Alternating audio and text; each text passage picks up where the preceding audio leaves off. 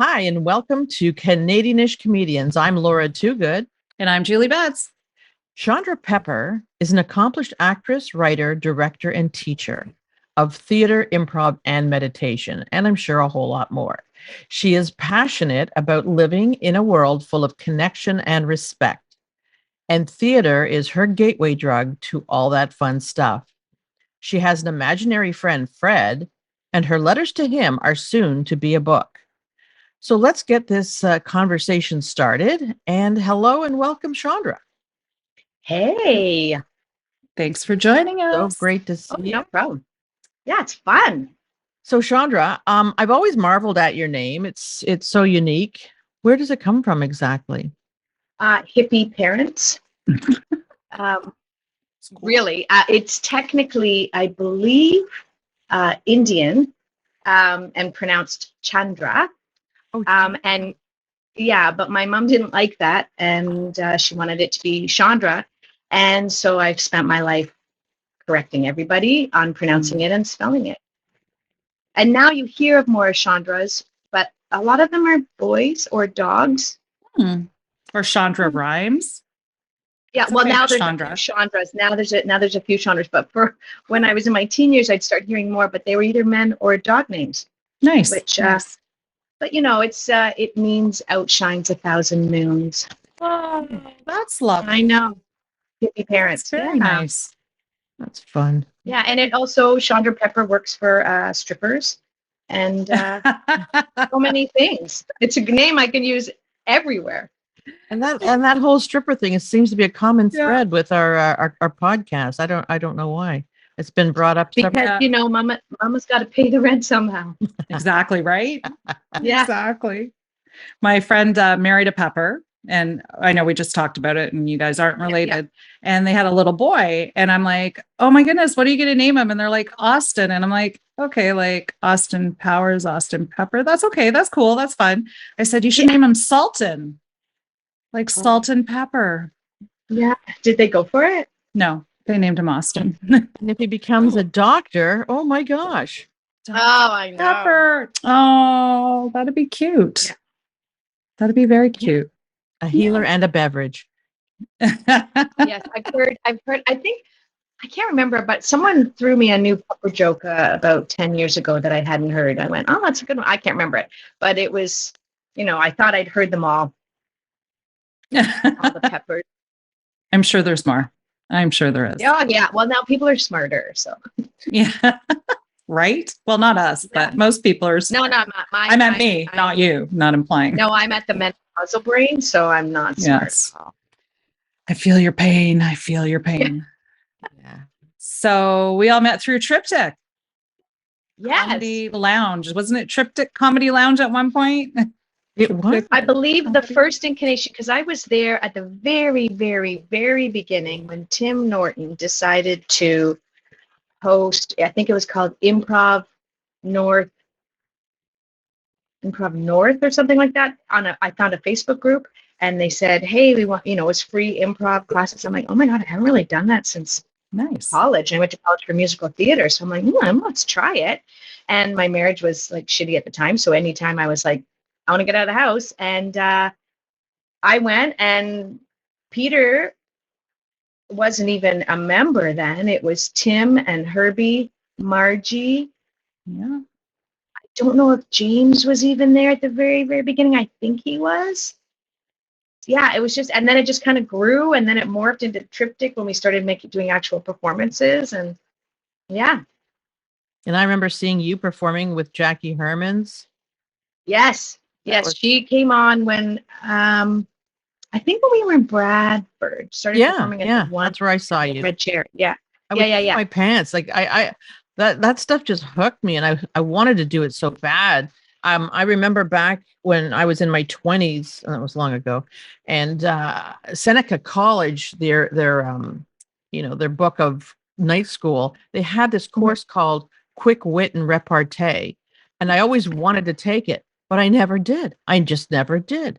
And then, fast forward, let's say 40 years later, I started doing improv with Triptych. Yeah. It was so much fun. Yeah. Bradford so was great. a cool location in that Yeah. red couch lounge or whatever it was. Red chair. Yeah. Red Yeah. chair. It was one red chair at the coffee shop. Yeah. Ellen, with her then husband, opened up. It was so cute. It was kind of like ahead of its time. You know, one of those Mhm. before coffee Internet. shops were really a thing. Mm. Yeah. And it was just starting. It was a great spot. We need something. Oh, sorry. Yeah. No, I was going to say we need something like that up here again. You know, like Yeah. we're slowly getting a little bit. We have Jokers now, which is like the north end of Toronto. So it's not too far. It's a comedy club. Really nice though, Yeah. too. But there's really not a lot of like dedicated venues. So it'd be nice to have some comedy. Yeah, no. I found a place in Erin. I was there for dinner, and I'm looking over, I'm like, look at that tiny little stage. So, you know, when I'm more established in this area and people know me, then I'm probably like, I'd love to start getting some comedy and improv on going. Yeah. I think they have an improv group around here, but I see it, but I can't seem to get information on the when and where and how and stuff. So, yeah. So Nice. beyond Triptych, to you've been involved with other groups, theater groups, and things. You know, another one comes to mind because I remember seeing you at the summer solstice that Shadow Path put on. Right when I was Gina. Yeah, and you gave me my first tattoo. You had your first tattoo. It was so special. It was. How'd you get involved with That's great. with Shadow Path and the other theater groups? Well, Shadow Path came to me, and I've been doing work with them, I gotta say, at least 10 years. A friend of mine she used to have plays in cafes with one of her first, that and the Solstice were her first Shadow Path kind of productions. And it would be a weekend of plays in cafes in Richmond Hill area. And there would be a bunch of little like one acts, like 10-minute plays. And one night we'd be at this cafe and one night we'd be at this cafe. And on Sunday we were at 2 different cafes. And my friend Peter, another Peter, was directing a 2-hander for himself. And he said, you want to do it? And I said, yeah, let's do it. And then I met Alex, and that began my love affair with Shadow Path. I think she's so, what she does, and how she just continues theater in ways that you wouldn't ever think. And that's fantastic. I just finished a project with her. I guess we showed the movie in September or end of August maybe. But it took over a year because of COVID, and we ended up doing it on Zoom, is working with a seniors group, Hesperus Village in Richmond Hill. And we wrote with them a murder mystery. Another Shadow Path artist and myself spearheaded this. And then because of COVID, we couldn't do it in person. So we filmed it, which was actually the best thing because the seniors, they were able to have more lines and bigger parts because we could start the recording and filming. And then our editing team were geniuses. And we have this amazing little murder mystery. That's great. Is it on YouTube? Or I don't know where she's putting it. I mean, we had our premiere, but I want her. I think it should be out. It's such a great collaboration and a great way to show people that, you know. And I do a lot of work with the neurodiverse population, so I'm a big believer of theater should be accessible to everyone. I don't care age, abilities, location. Like it's and you know, and humor. If we don't laugh at ourselves, we're gonna just cry. I'll just cry all day if I don't laugh at myself. Yeah, so. I think we're all in the same boat, honestly. Yeah, and we've talked about it many times. With like humor has gotten us through so many things. So yeah, got me through COVID. That's where so many great things happened. Yeah. So you mentioned your imaginary friend, Fred. And can I just tell you a really funny thing? I work in retail and I always say that my store is haunted because like I'll be in my office and the bathroom door will click locked and unlocked. Things will fly off the shelf sometimes. And I named my ghost Fred. Yeah. So it's funny that you have an imaginary friend, Fred. I'm like, well, I started it in COVID. I was going crazy, and anxiety was like, well, when everyone's like, don't touch anything, and if you touch anything, you're good. And I was like, holy shit, what's happening? I had no work. Like all my work was stopped overnight. So that whole, no money, are we dying? What about my kids? What's happening? And I started just in a journal. And I don't know why I put it on Facebook, but I think it just made me accountable. Like I just went, I'm just going to throw this up. And it quickly became Dear Fred, because journal was so impersonal. Yeah. Oh no, we froze. It's okay. She'll come back. She'll come back to us. Whole time. There we go. You froze. You froze. Okay. Oh, sorry. That's okay. Where did you lose me? The journal, Dear Fred, as opposed to your journal. So it started Dear Fred, so I could talk to someone, and then he morphed into my dream man, and then and an invisible man is the dream man. Right? Well, he was perfect. He was such a good listener, and he still is. And then I my whole dating, and then going on online dating, which I never in a million years, and I swore publicly I would never do that because ew. My kids made me a Tinder account 2 months in, going, we can't talk to you anymore. I'm like, oh, okay, thank you. And that's that pretty quickly. Yeah, and that was hilarious. I was like, that's nice. So you want me to talk to random strange men? Okay. And I guess I was that annoying. And so he got to, then he became my confidant through all of that. And and then world started opening up, and I didn't have, like, wasn't sitting at my computer every single day for hours to write to him. And but I still throw up the odd letter here and there. And now I'm trying to format that into a book of sorts, like a collection of Fred letters. So there will be a few of the old ones, the OGs, and that's going up on Wattpad. Oh, good. So I figured, it's more private there because all my friends are on Facebook and none of my friends are on Wattpad, so no one will see us. Well, if they weren't, they may be after they listen to the podcast. I know, but she's going to go look you up. I'm still secret. Fred and I, it's secret, and it's private. So I've decided to go globally online on Wattpad. Yeah, because that's much more private. But you can do a nom de plume, so you might. Oh be no, okay, what's right? the fun in that? What's very true. Very, very true. So you had a few comedic experiences with Fred? I thought you were going to say sexual, and I'm like, wait, Laura. He's imaginary. I mean, I could. Well, he doesn't talk back. No, he doesn't talk back. He's a dream. Doesn't make any requests or anything. Okay.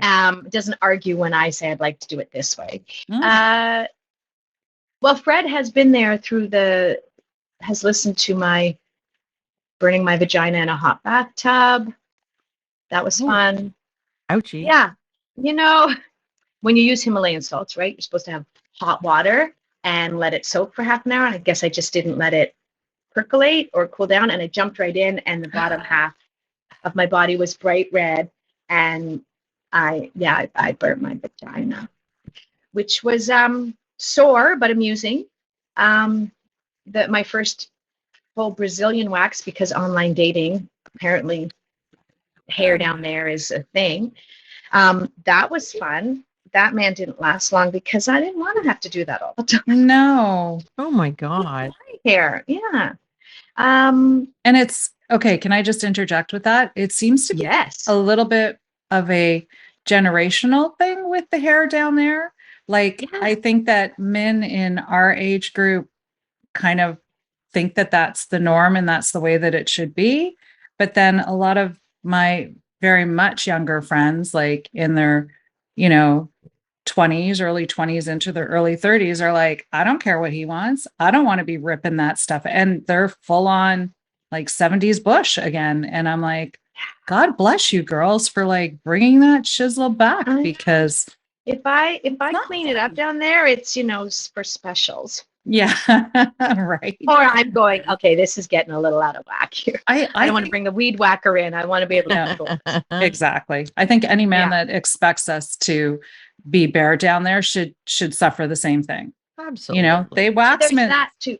Yeah. And I have, and there have been times when there's some encounters, I'm like, I can't find it. It's so hairy down there.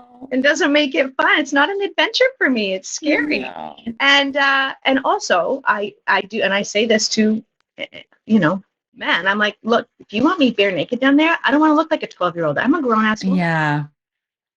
Yeah. So definitely. Yeah. That's a little creepy. I'm like, ew. Mm-hmm. I agree. Yeah. May not be a popular opinion, but I agree. Yeah. Oh, I don't do the popular opinion on anything. So. Right. That's the joy of getting older or being more mature, is that we have the option now of being like, no, this doesn't work for me. I'm good. Yeah. Thanks. Bye. Yeah.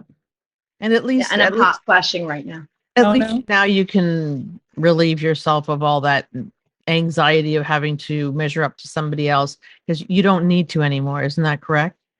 Yes, I have a lovely, lovely gentleman who I did meet online. And not only did I meet him online, and you're going to laugh, I met him on Facebook dating. Did you know Facebook has dating? What? Yeah, I see that guy all the time pops up on my feed. So here's what happened. My guy was paying for reputable dating sites or whatever, but I started using them as bedtime reading material because, come on, they're legit funny, these profiles. Absolutely. Men write. I'm sure women write crazy ones too, but I'm not saying them. But and I would just try and go to sleep, boom, and just be reading tons and and then, they only give you so much in a day.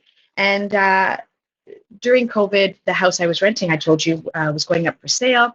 I had kids. Had been there for 8 years. So my rent was very reasonable for a full house. Mm-hmm. And how am I going to, pay? I'm not working because theaters are shut down and blah, blah, blah, blah. So I was, not sleeping well. So one night I was just going through everything, Facebook, YouTube, dating site, just going the loop. And I'd gone through everything. It's like 2 a.m. and I'm just like, back on Facebook going, I just want to sleep. Like, mind stop talking to me. And up pops Facebook dating. I went, well, I bet there's some crazies on that one. So I quickly throw up a picture, answer a couple questions, not even like the way I'd be thoughtful on what I want in a relationship, and started scrolling. And I think met some, there are crazies on the Facebook site, but there's also lovely men. And he came in and he like a whirlwind. So nice. Who would have thunk?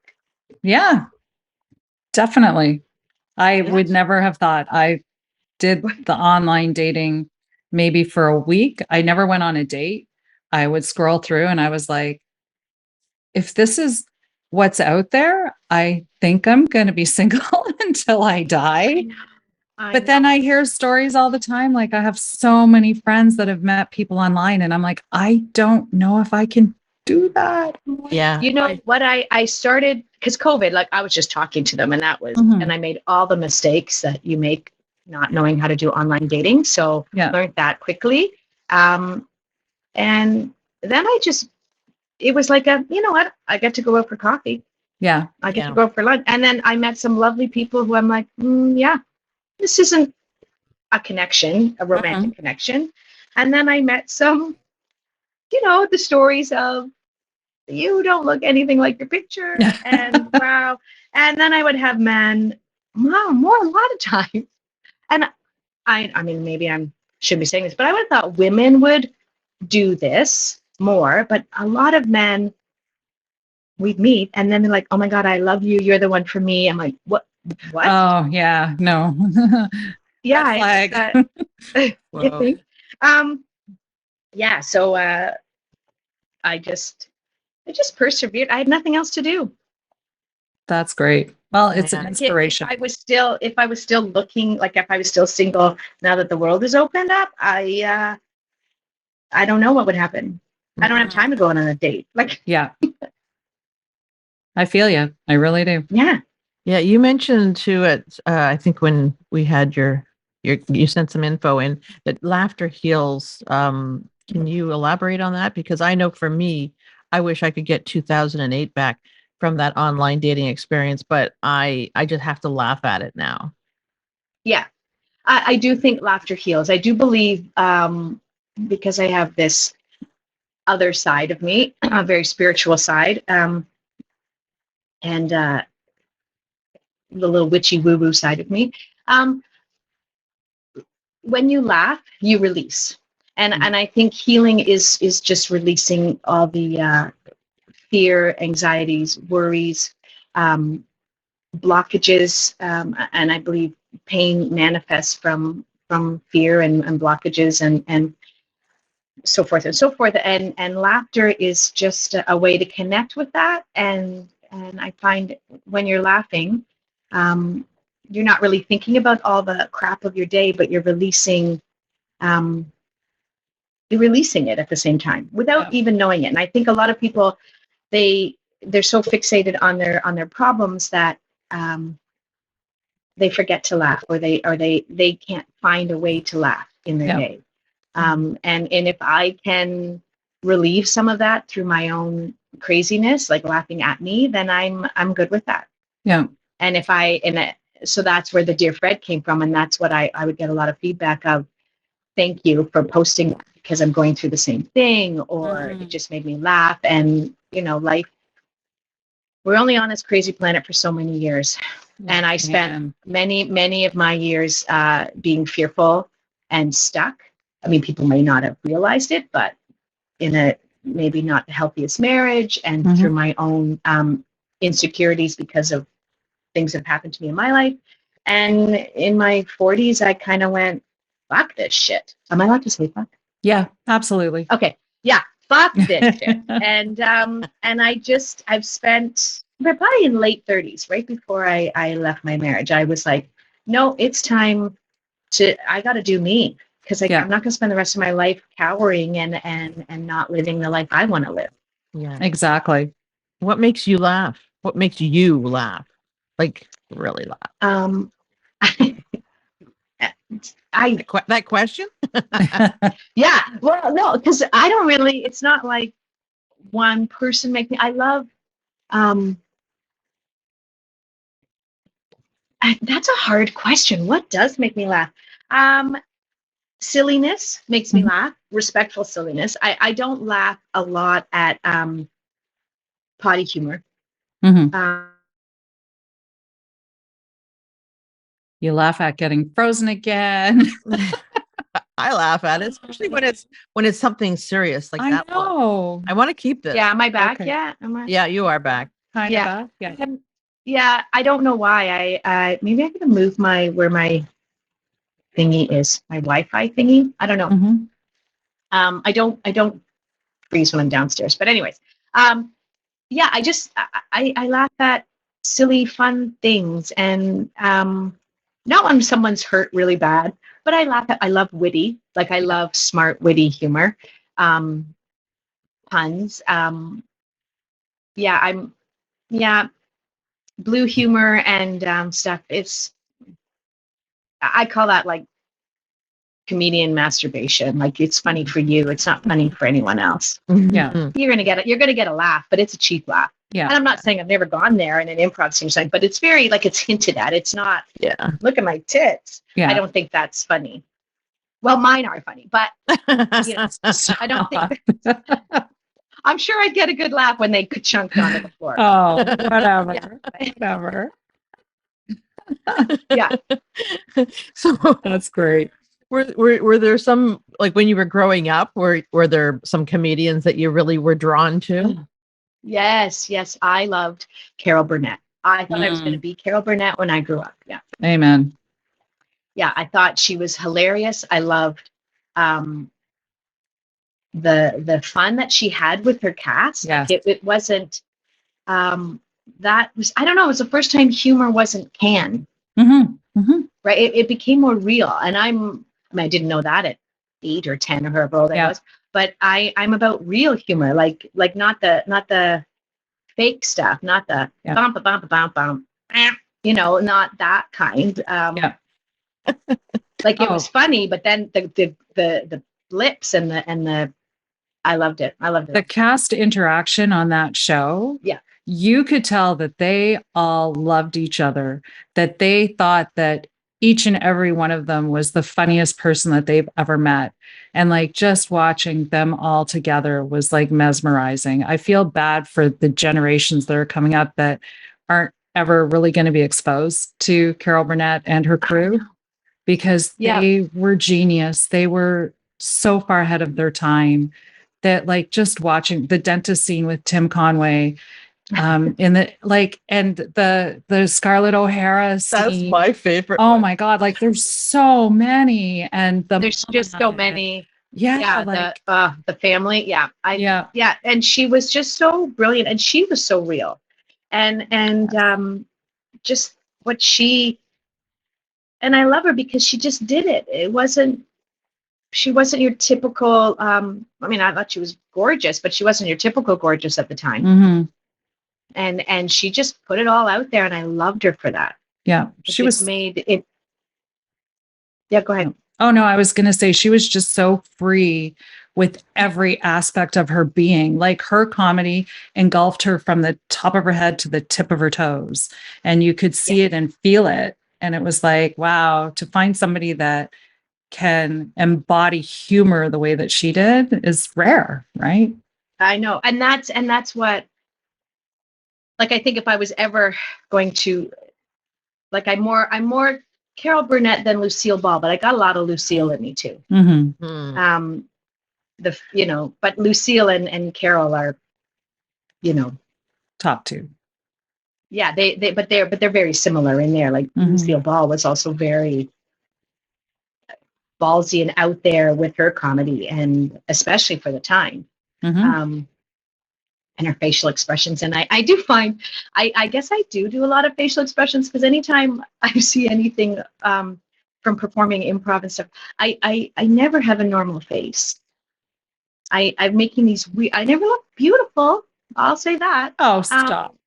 No, Google. Whatever. That I'm like, gotta be kidding me. What the hell am I doing? No, my face is like this crazy out there. And I'm like, well, that's me. And that's why I think I have such big character lines. Yeah. In my face. I get older is from all the characters I've been playing over the years. Please keep those character lines. Keep them. I will. I just got cast in a show in Guelph. I'm trying to make connections in the Guelph theater world. So I thought, well, let me just try out for the community theater here, and so I got cast as a very, very loud and ballsy man-eater of a woman. Perfect. And I know. I told my kids, and they went, "Oh, so typecasting?" I'm like, "No, thank you. I don't wear animal prints." But yeah. Well, yeah. I'm glad that, unlike some of the community theaters that I've been to, they didn't cast you as the 15-year-old ingenue, because that always kills me. Right? I know.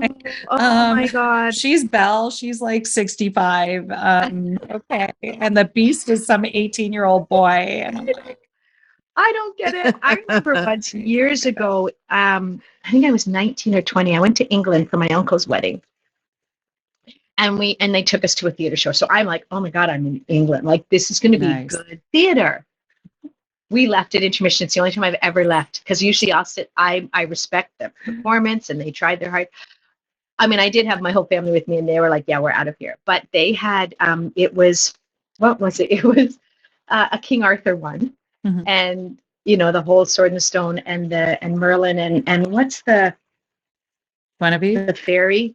Oh no, Pardon? The fairy's name. Oh, I was thinking Guinevere, but I don't remember the fairy. No, but it was a Guinevere, but there was this fairy, and it wasn't, she wasn't supposed to be old. It was like a 70-year-old woman in this pink frilly thing, and they're singing, and I was just like, what the hell? I'm like, we do better work over on this side of the pond, you know, like. But I mean, they were professional, but I have a huge thing on the word professional because I've done professional work. Yes, I got paid, but I'm like, I'm not telling anyone I'm in this. This is not the best thing I've seen. And then I've done community theater, which like blows any professional stuff out of the water. So I don't quantify it. Like sometimes you get paid, sometimes you don't. Yeah. Oh no, for sure. If you could, what would your dream job be in the comedy? My dream job, I'd love to, I'm like, what would I like my life to be? I'd love to have enough money to just write my Dear Fred stuff and whatever plays, because I do write plays and short stories for my stuff with Theatre Orangeville and the neurodiverse community. I'd love to just do that. And I'd love to perform. Yeah, I'd love to get back into performing improv once I get, peeps around me. And I just love to play. I just want to have fun. I think that's how you stay young. That's how you stay healthy. That's how you keep your mind active. I'm not like, I believe being healthy is not just exercising, it's exercising your mind, body, and your soul. So I just would love to laugh all day. I'm with a man and he makes me laugh. And that's, I mean, he's really hot too, but it's important that you laugh. Yeah. Every day. You have to laugh every day. And when I was, in my single life, I watch comedies. I never watch anything sad. I hate sad things because I cry way too easily. Yeah. Yeah. It's so funny because you said that your guy makes you laugh and it's so important. I went on one date since I left my husband 5 years ago and I, talked to him on the phone, friend of a friend sort of thing. And he was like, oh yeah, so what do you do? And I'm like, well, technically I work retail, but I also am in comedy. Like I do a little bit of stand-up. I love doing improv, blah, blah, blah. We have another podcast. So I was doing that at the time. He's like, oh, I don't get comedy. What? And I'm like, what? Where? How? Who are you? And how did you come? How did you make it this far in your life? And I'm like, now I know why you're single. Exactly. And I'm like, I could never date someone who didn't get my comedy, like my sense of humor, because I'm very sarcastic and I can be on the ruder side but kind. Rude, like I'm not somebody. Oh, I'm rude. Yeah. I'm but I don't like use the. I do drop the F word lots, but I know I do. It's not like I did stand up comedy once. Haven't had the opportunity to do it again. It was terrifying. It is terrifying to 100% when you're used to having so many people around you. But I already know I would have it. It would be called the Hair Down There tour. Oh my God, that's perfect. That's if I ever do it, that's what it's called. And it's just, your typical going through. I had so many, I don't know, like, what is it about the vagina that people just are so intrigued by? I mean, yes, it's gorgeous, but like, and it is, a magical, mystical place of wonders, but it's people will just listen to vagina stuff way more than dick stuff. Yeah. Yeah, I think because we've had the dick stuff shoved down our throats for so many years. Literally. It's like it's enough. It's enough. Like I have scar tissue. I got scar tissue. It's a taboo topic. It's just so taboo. Yes, but it's funny that penises and dicks or whatever you want to call them are, you can talk about that, but it hasn't been until recently we can talk about the female vagina. We can talk about boobs. Boobs were never a problem to talk about. Tits and dicks. Tits and ass, yeah. But now, tits and ass, yeah. We talk about vaginas and people still are uncomfortable, even women. Yep. Yeah. Yeah. And again, kind of a generational thing, I think.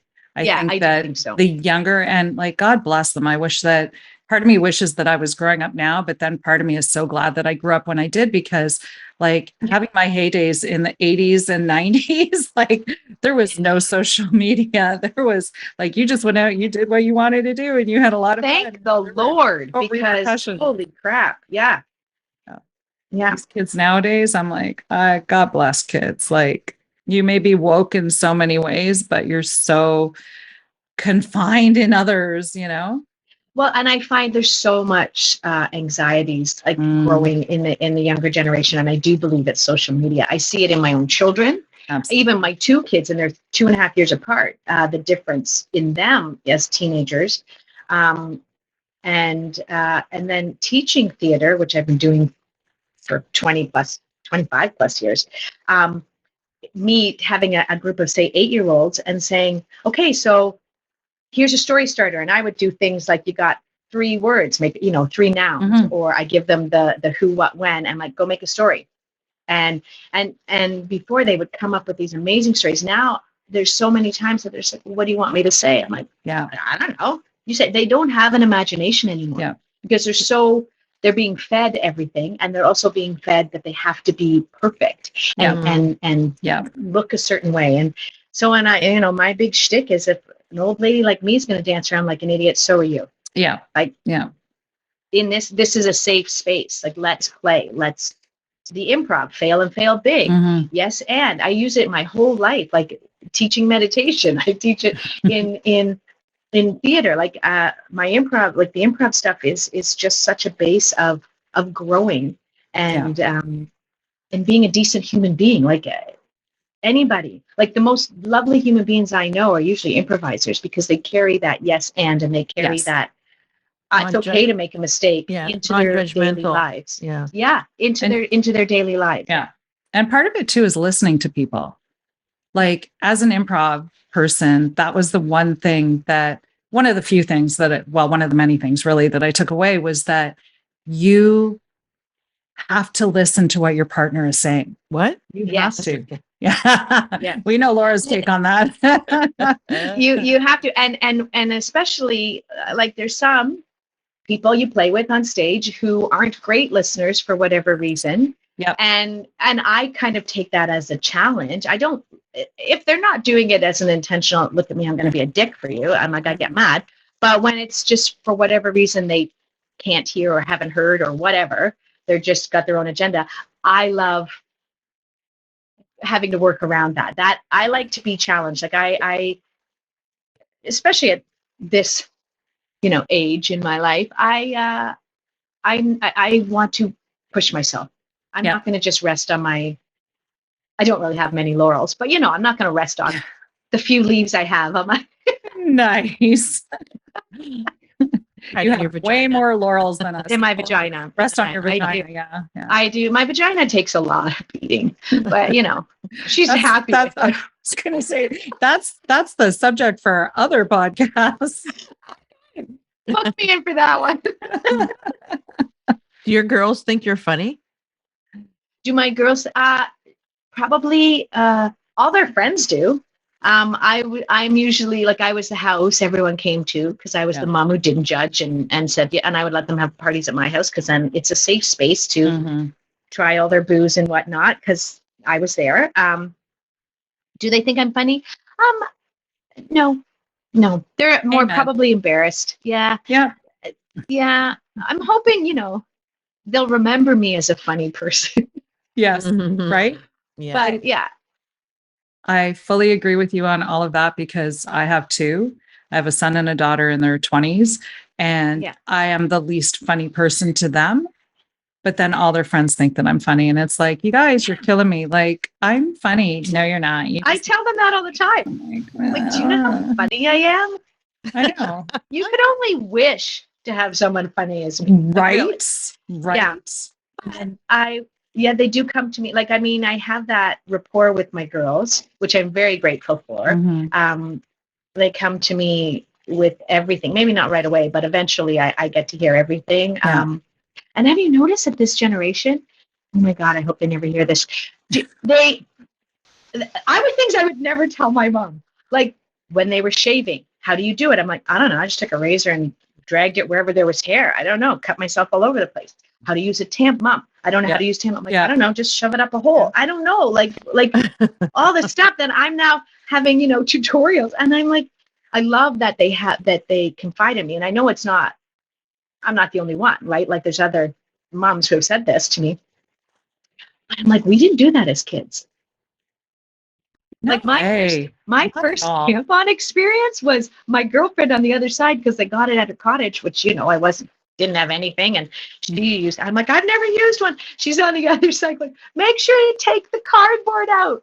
I forgot to take the cardboard out. So I took the cardboard, but I didn't put it in all the way. So I'm walking around like, this really hurts. And I just laugh about it now. Like, I just go, wow, like the things that we did back then, because we had no idea that how to do it. We'd never go to our moms. No, never. Never.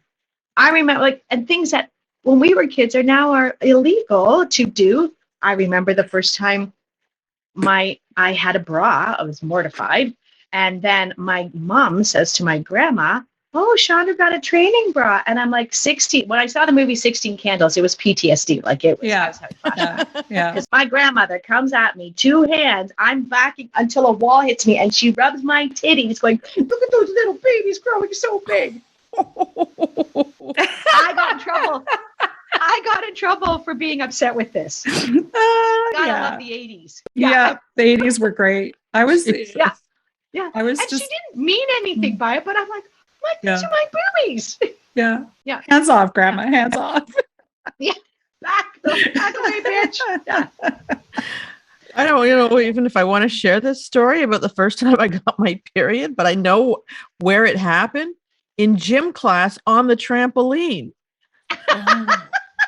It was brutal. And then I had a class after that, and I was wearing wool pants of all things. I kept dropping my pencil and checking between my legs what was going on, because I, didn't want to leak through. I just kept dropping my pencil and looking until I got home, and I go, what happened? Like, we had education in grade 6, and I was in like junior high when this happened. It's brutal. I was late. I was in history class. Yeah. In grade 9, I was so late. Man, I was grade 5. 5 kids. Wow. Yeah. I was little. I like to think I was normal. I don't know. I just knew that it took me a lot. Like, all my girlfriends were getting it and I didn't. I thought maybe something was wrong with me. And then it finally happened and no one had anything. Like, we're passing notes and I'm going into the bathroom. I did, do what I have change.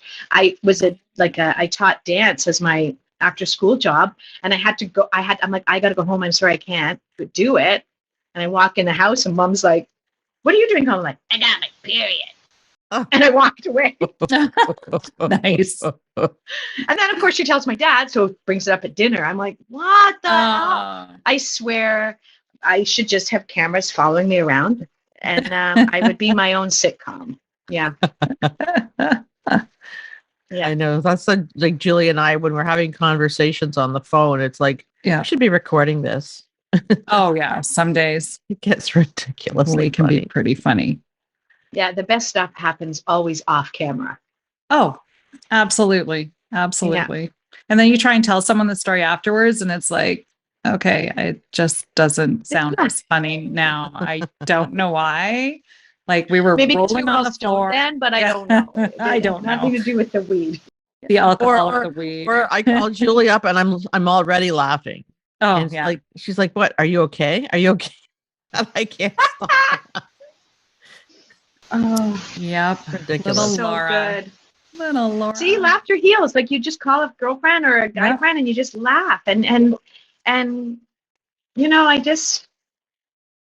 crying is good. I do like a good cry. Yeah. Yeah. But they are both physical releases of emotion. It is much nicer to laugh, but. Yeah. You did kind of bring up in our little questionnaire, you said there is a dark side of comedy and that humor can be a blessing and a curse. So how has it been both for you? Yeah. I'm like, a blessing and a curse. Well, it was really witty of me. I wonder what I meant. Yeah, profound, very profound. Well, I think like having a sense of humor. I have gotten myself into trouble unintentionally and had to go, oh shit, I'm so sorry, but also the fact that when you do find a lot of things funny, or you tend to go to the funny, some people, it's really serious for them. Mm-hmm. And I don't want people who think I'm making fun of someone or making light of a serious situation. But Yeah. I mean, it's like when you were a kid and you're getting yelled at by your mom, and all of a sudden, like you just start she looks ridiculous, or she spits coming out of her mouth, or I don't know, and you just start laughing, and then you get into more trouble. But I mean, comedy, I think comics in general, I think they're very bold and courageous because we do joke about things that are sensitive and issues of that. And I have conversations with some comics that I'm like, I don't think it's appropriate to be joking about that right now. Like, know your audience. Yeah. It's one thing to be doing it with your friends, but if you're, I remember doing an improv show, and it was, I forget what group we were doing it, like for someone's Christmas party or something, and one of them had no idea who their audience was and starts to, which I mean, make fun of that whole population and the organization that they work for.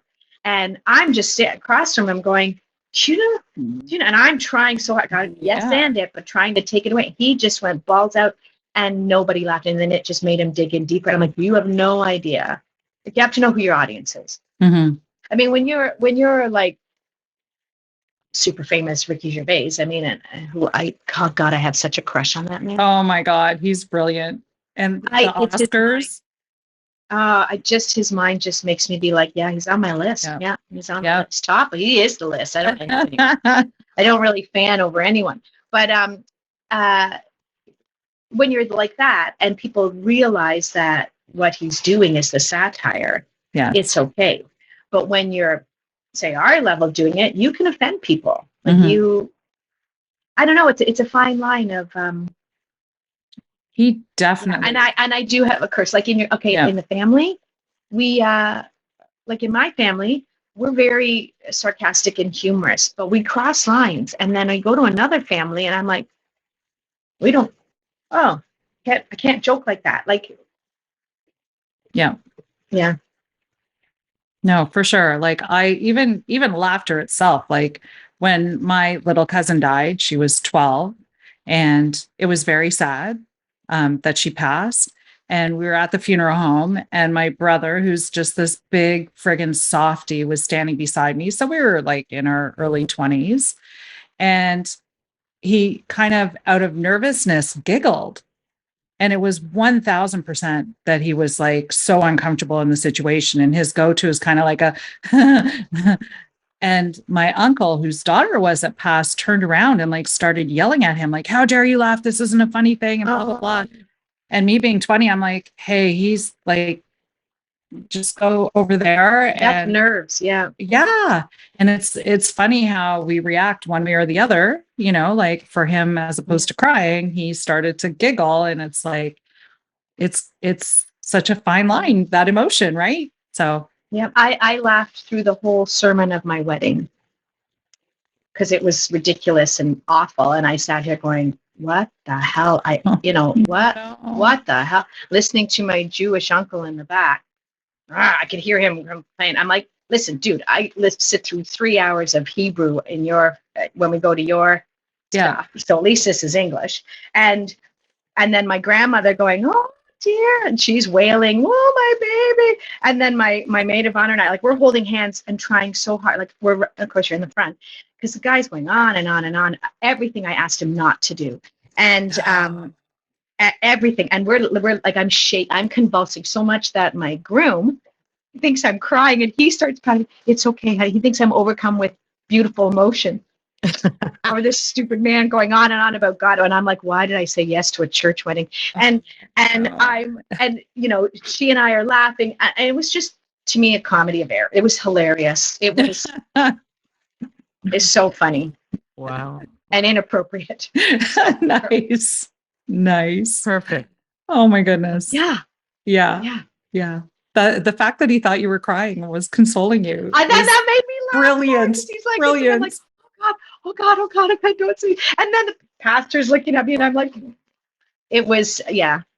Oh my word. Those moments. I have so many of those inappropriate moments in my life that Yeah. Oh my goodness. Yeah. It's terrible. Yeah. Working with kids, clap focus, the warm up, Yeah. the clap focus team. So, and it's a great one to teach with kids to do the focus because it's easy. It's one of the first things I'll do when I'm teaching. And I always go, okay, so we're just passing the clap. Mhm. I always start laughing. And if there's any adult in the room, they're laughing. And I'm like,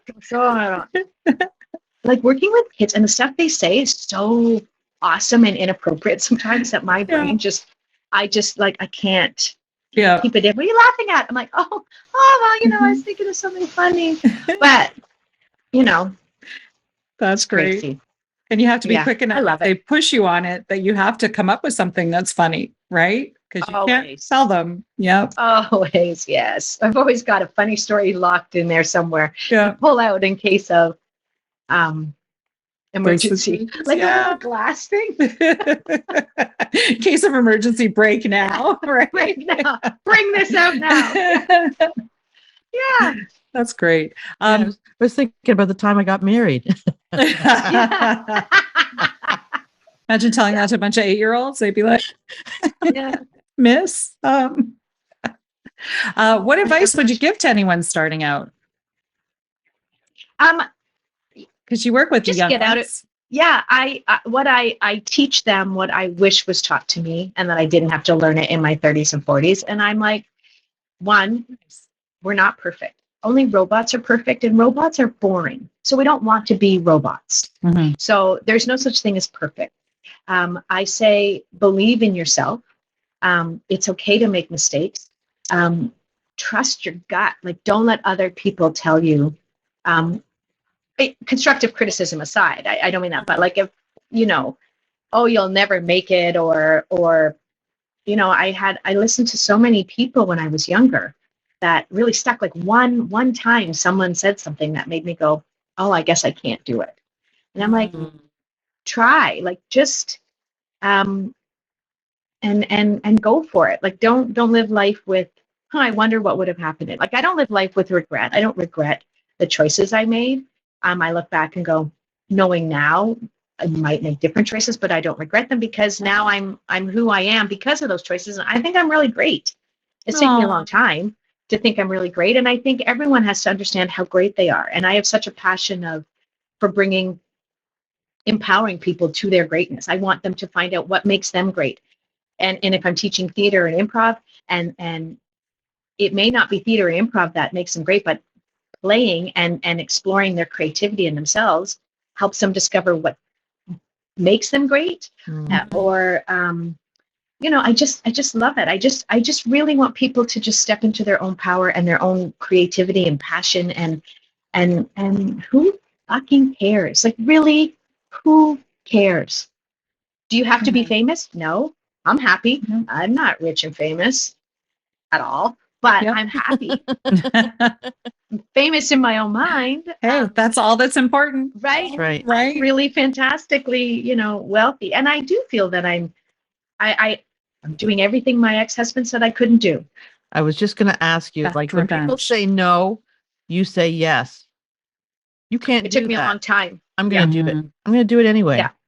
I'm going to try. And now it's not the career I envisioned, like how I would be making, but I have to take little jobs here and there. But I mean, for the past, how long have I been separated for? 8-9 years. I have been making my living and paying bills. Like, it gets all paid. I don't know how sometimes, but living in the world of laughter and theater and I can't, it's fantastic. And now I'm with a man who totally 100% supports me in everything I do. So I'm starting a new theater collective here, working on the meditation. He gets, women are in all the time. What are they there for? Oh, I'm just going to go down and play with some spirits. Okay. We're going to meditate, or I have a reading, or I have to do this. He's just like, yeah, go for it. He loves it. Okay. Amazing. You know what? It was worth the wait. It was worth the 51.5 years wait for him. So, yeah. So about all these things that you're going to be doing, like, as part of this, what's new for you and what are you doing? And when's this all, what's the timeline for you with all the things you're going to start creating? I'm really great at creating and I'm really bad at promoting, as all true creatives, I guess. So I've started Pepperbox Theater, which my sister said, thank you for naming it after our vaginas. I went, oh yeah, fantastic. And I didn't change the name, of course. No. But that's not why I named it that way. I was just looking for something fun and quirky, and it just came up and I liked it. I love it.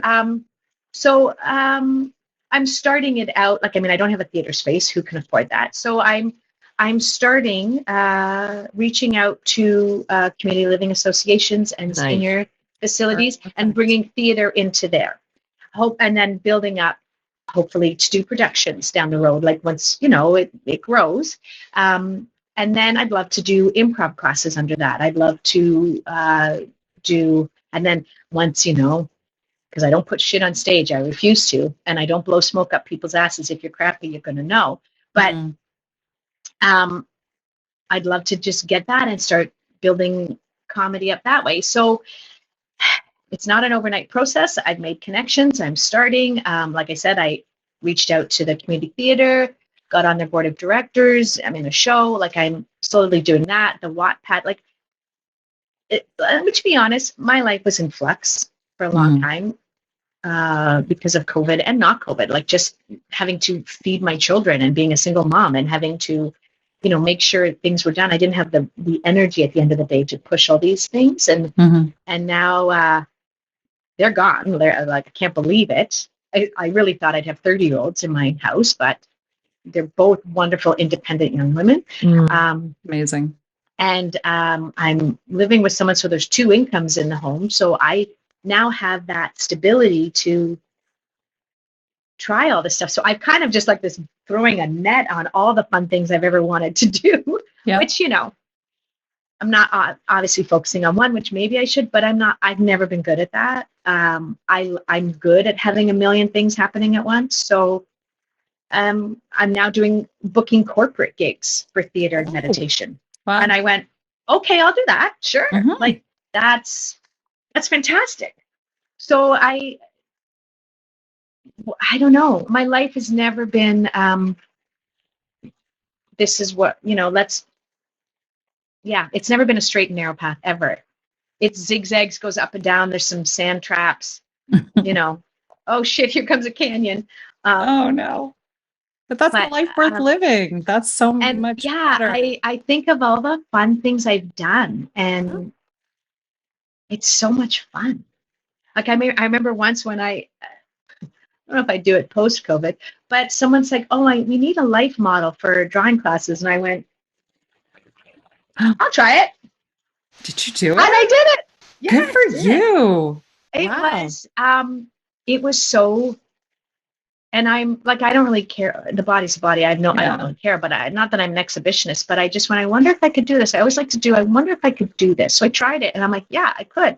And it's not creepy. It's kind of empowering. The only time I actually even felt naked was because it's a class. So if they'd have a question about perspective or this, and then they're all around, oh, everyone come here. And they're looking at this drawing. And then I'm standing there going, well, now I'm just standing here naked. Should I sing and dance? That's my head. I'm like, do I do something? Hello, my baby. I know. Right. But I never felt naked when they're all staring at me drawing, because they're just not staring at me. They're just focused on so I think of all these crazy things I've done by doing yes and. Yeah. Like, Chandra, can you write I've always written, but I never thought I'd do this. Can you write a play for this group of people? Can you write a play for can you do this? Can you put on productions all by yourself and do all the sound, lighting, costume, sets, props? Yes. And then I do it. And now I have so many great experiences under my belt that I wouldn't trade for the world. Yeah. Yeah. And do you see yourself performing in 2023 at all? Will we see you on the stage? Yeah, you'll see me on the stage in Guelph in February 2023. I'd love to. I can't believe he's going to be like, why didn't you say that? Maybe a podcast. that would be more of a kind of like I don't know. It's crazy. We like a sketch show in podcast, like a Zoom sketch show. Yep. Oh, cool. So that's in the works. Hopefully that comes down the pipe in 2023. Scheduling is a big deal. I mean, we all have lives, right? And Life gets in the way. I know. Does, yeah, right? sadly, you have to make money in this crazy ass world. Mm-hmm. And these especially days, now. you got to make a lot of money. Yeah. Right. And this podcast is brought to you by. Well, good. You should have Exactly. sponsors. I know. Yeah, right. Two Good Bets Productions. Two Good Bets. There you go. Too funny. Hilarious. So fun. So fun. So, was there anything else that you'd like to add, or anything that we didn't talk about that you'd like to bring up, or anything that you're promoting? No, I can't. I don't even remember what I wrote down. So, like I said, I was like, woohoo! No, I think we've covered everything. I mean, we didn't go into my sordid childhood. Oh, and something is not wanting you to do that. Yeah, the You have spirit friends world again. is saying, no, Chandra, we will not do your childhood today. Keep that Pandora's box That closed. is a whole other show. No, I mean, no, I think we if you guys are happy, I'm happy. I just love to talk to people. Yeah, we love listening to you. You're an inspiration. The stuff Well, that I you're don't know doing. about that. No, Oh my you God, I'm so sorry. are. No, you are. I think your free spirit has always yes. mesmerized me about you. You know, I'm drawn to you for that spirit in you, for sure. And that's why our paths keep crossing. Yay. Well, I just, I can't stop it. It's been some people have tried to quell it, let's say, but it just keeps coming up. So Yeah, in other words, you Let can't it go. escape me. I'm no. I was gonna say, we do have a quick path to the restraining order if you need it. Yeah. For Laura. So just let me know. I love it. I will. Oh, it makes me feel famous. She honestly, like Laura, you were one of the first people that she brought up that, like, when we discussed having Canadianish comedian, she's like, oh, we got to have Chandra on it. And I'm like, yeah, she's amazing. So, and I hope I was funny enough. of course you were and are and will continue to be forever and ever. perfection always. Yeah. No, this was fun, and thank you for your lovely words. And all I've ever wanted to do, I realized in later life, I went, you know what, my purpose here is just to bring joy and help others find their joy, and I just do it in however the fuck I can. And you're doing I have no rhyme or fucking reason. hell of a job doing it. Good for you. Good for you. And the karma's going to come back to you, girl. You're putting all this great It's stuff already out there. coming back. Raining down. Back. Yes. I know I got my lovely gentleman. Yeah. I'm in a lovely little secure home in Guelph, which is just, it's fun, but it's scary. I'm like, ooh, security. What is this? Oh, I know. It's a weird feeling, right? It is a weird feeling. It Yeah. is. Yeah. Aw, Yeah. Well, blessings to you. You Yeah, so and deserve Oh, it. thank you. Just go out there and have fun. Exactly. I do. What else can I do? Yeah. Or else I'd probably be crying all day, but really. Yeah. So. We feel your pain, but Yeah. again, that's why we did this, to stop us from crying all and day, I think right, it's Laura? fantastic. Yeah. I cry all the time on the podcast. It's very Laura's Let it so out. salty. Let it all out. Yeah. Yeah. Anyways, This thank is you. cheaper therapy than a psychiatrist. Yep. Thank you again, Chandra. You're the best. We really appreciate you taking the time out of your day and telling us all about your life and all the fun things that you have going on and the fun things that you've done. And we look forward to seeing more from Pepper Box Productions. Yay. We can say we knew her before she started anything, right? Yeah. My vagina company. Yeah. Yeah. Perfect. I'll never forget it. Well, thank you for having me. It was so much fun. You guys are the best. Thank you. Our pleasure. Bye.